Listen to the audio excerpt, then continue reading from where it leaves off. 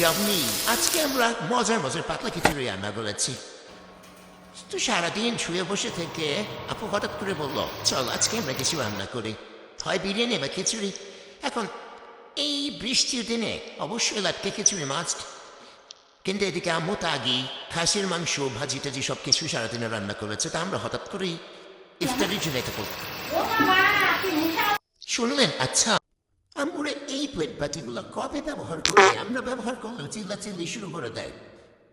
High রে, যাই হোক, যেহেতু খাসির মাংস দিয়ে আগে রান্না হয়ে আছে, তো আমরা ভাবলাম মুরগির মাংস দিয়ে এটা রান্না করি।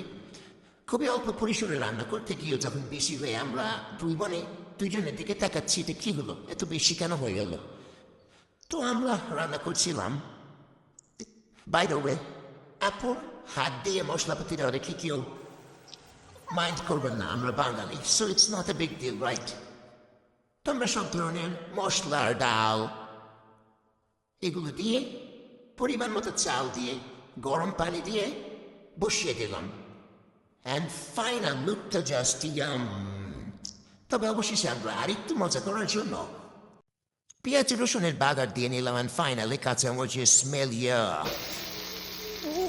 It's totally the final look with Kashi Mangsha and Rushan Elatsen. Bye bye.